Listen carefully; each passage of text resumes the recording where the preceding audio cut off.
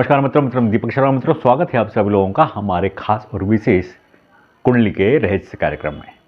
मित्रों, सबसे पहले तो आप सभी लोगों को नव वर्ष की बहुत बहुत शुभकामनाएं। आपके लिए नव वर्ष मंगलमय हो, शुभ हो, इसी उम्मीद के साथ आज के कार्यक्रम को आगे बढ़ाते हैं। मित्रों, वर्ष 2024 सभी राशियों के लिए कैसा होगा, सभी राशियों को 2024 में क्या क्या विशेष लाभ मिलने वाले हैं, यही सब कुछ आज के कार्यक्रम में जानने का प्रयास करेंगे। तो चलिए तो चलते हैं और जानने का प्रयास करते हैं कि सभी राशियों के लिए 2024 वर्ष कैसा रहेगा। मित्रों, जब हम कुंडली में राशिफल का विश्लेषण करते हैं तो कुछ मुख्य ग्रह हैं, उनको आधार बनाकर राशियों का विश्लेषण करते हैं, क्योंकि मित्रों यह मुख्य ग्रह किसी भी राशि में लंबे समय तक रहते हैं और कुछ ग्रह हैं जो राशि में कुछ ही समय तक रहते हैं, इसीलिए उनको इस विश्लेषण में हिस्सा नहीं बनाते, क्योंकि उनका प्रभाव क्षणिक भर रहता है, इसीलिए उनको इसमें हिस्सा नहीं बनाते। अब यह मुख्य ग्रह हैं गुरुदेव बृहस्पति, शनि, राहु और केतु। मित्रों, यह चार ग्रह हमारी कुंडली के अंदर किसी भी राशि पर लंबे समय तक रहते हैं, इसीलिए इनको आधार बनाकर इनका प्रभाव हम कुंडली में देखते हैं। तो मित्रों, सबसे पहले मेष राशि की बात करते हैं। मित्रों, यहां पर मेष राशि में गुरुदेव बृहस्पति लग्न भाव पर होंगे और लग्न भाव में बैठकर यह अपनी पंचम दृष्टि से पंचम भाव को देखेंगे, सप्तम दृष्टि से सप्तम भाव को देखेंगे और नौवीं दृष्टि से नवम भाव को देखेंगे। मित्रों, यहां पर गुरुदेव बृहस्पति भाग्य में वृद्धि करने वाले होंगे और भाग्य शेष होंगे। मित्रों, यहां पर जातक को भाग्य का साथ मिलने वाला है और उसके भाग्य में वृद्धि होने वाली है, विशेष लाभदायक होने वाला है, क्योंकि मित्रों गुरुदेव बृहस्पति की दृष्टि में अमृत होता है। तो यहां पर पंचम भाव, सप्तम भाव और नवम भाव में विशेष रूप से लाभ देने वाले होंगे। पंचम भाव पर पांचवी दृष्टि है, पांचवी दृष्टि के कारण यहां पर जातक को प्रेम संबंधों में सफलता मिलने वाली है और शिक्षा के क्षेत्र में विशेष रूप से सफलता मिलने वाली है। सातवीं दृष्टि सप्तम भाव पर है, सप्तम भाव पर सातवीं दृष्टि होने के कारण यहाँ पर आपका पारिवारिक जीवन या जीवन साथी के साथ मधुर संबंध बनेंगे और आपको व्यापार में भी फायदा होगा। नवम भाव पर नवीं दृष्टि होने के कारण यहाँ पर आप धार्मिक कार्यों में रुचि लेने वाले होंगे और आपके भाग्य में बढ़ोतरी होगी। इसी के साथ मित्रों, राहु यहाँ पर द्वादश भाव में है। द्वादश भाव में राहु होने के कारण आपको स्वास्थ्य संबंधी थोड़ी परेशानी आ सकती है, क्योंकि यहाँ पर राहु आपके स्वास्थ्य के सुख में कमी लाने वाले होंगे। लेकिन इसी के साथ राहु आपको यहाँ पर विदेश यात्रा कराने वाले होंगे। तो मित्रों, हमने पहले भी आपको बताया है कि जहां राहु प्रारंभिक दौर में कष्ट देते हैं तो अंत में अत्यंत ही शुभ फल प्रदान करते हैं। तो यहां पर राहु आपको विदेश यात्रा कराने वाले भी होंगे। आय भाव में यहां पर शनि है। शनि आय भाव में होने के कारण यहां पर आपको विशेष रूप से आय में नए नए अवसर प्रदान करेंगे और धन लाभ कराएंगे। यदि मित्रों आपको कोई परेशानी आती है तो यहाँ पर आप गुरु को प्रसन्न करके या गुरु के उपाय करके इस वर्ष में विशेष फल प्राप्त कर सकते हैं। तो मित्रों, कुल मिलाकर मेष राशि वाले जातकों के लिए यह वर्ष अति उत्तम होने वाला है।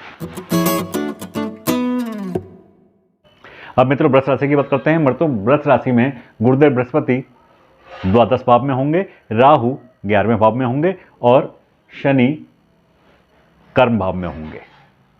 अब मित्रों, यहां पर एक विशेष योग बनेगा कि भाग्य शेष यानी भाग्य स्थान में 10वीं राशि है, मकर राशि है और मकर राशि के स्वामी शनि 10म भाव यानी कर्म भाव में है और कर्म भाव में स्वराशि के हैं। मित्रों, त्रिकोण का केंद्र में जाना यह अत्यंत ही शुभ योग होता है।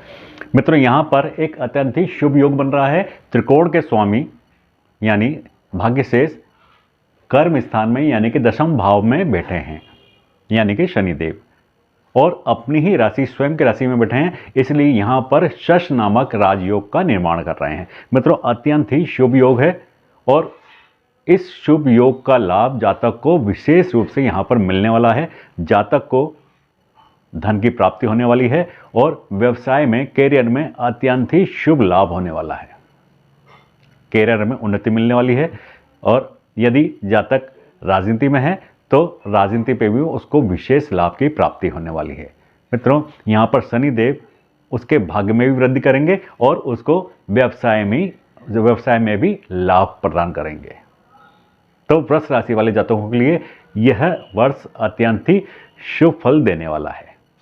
इसी के साथ मित्रों, यहाँ पर राहु जो कि 11वें भाव में है, आय भाव में है, यह विशेष रूप से जातक को लाभ प्रदान करने वाले हैं।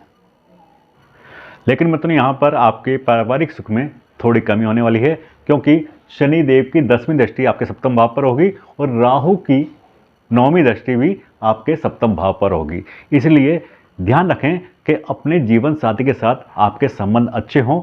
यदि कोई कलह होती भी है तो उसका तुरंत ही निपटारा कर लें और शांति से अपने जीवन को जिएं।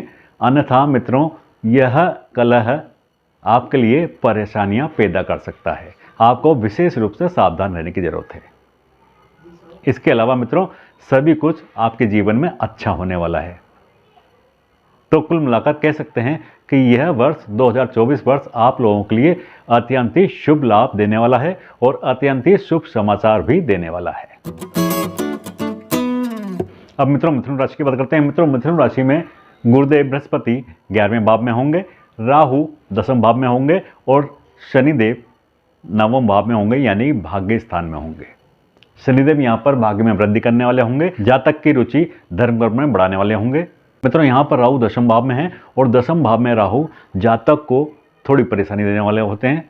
लेकिन मित्रों, यहाँ पर राहु के 10वें भाव में होने से जातक राजनीति में विशेष रूप से सफलता प्राप्त करता है। राजनीति में उच्च पद की प्राप्ति जातक को होती है। राहु की 7वीं दृष्टि चतुर्थ भाव पर होती है, जिसके कारण उसके पारिवारिक सुख में थोड़ी कमी आती है, माता को कष्ट मिलता है। लेकिन मित्रों, यहाँ पर जातक अपने जन्म स्थान से दूर जाता है। राहु जातक को अपने जन्म स्थान से दूर भेजते हैं, यात्रा कराते हैं और यह यात्रा जातक को लाभ प्रदान करती है। तो जातक का अपने जन्म स्थान से दूर जाना विशेष लाभप्रद होता है। यहाँ पर गुरुदेव बृहस्पति की 7वीं दृष्टि 5वें भाव पर होने वाली है, जिसके कारण उसको प्रेम संबंधों में विशेष रूप से सफलता प्राप्त होने वाली है। 9वीं दृष्टि 7वें भाव पर होगी। 7वें भाव पर 9वीं दृष्टि होने के कारण जातक को व्यापार में लाभ होगा, व्यापार में जातक को सफलता मिलेगी और विशेष रूप से यदि साझेदारी में व्यापार है तो उसको यहाँ पर सफलता अवश्य मिलेगी और लाभ होगा। जीवन साथी के साथ आपके संबंध अच्छे होंगे और आपके परिवार में सुख शांति बनी रहेगी।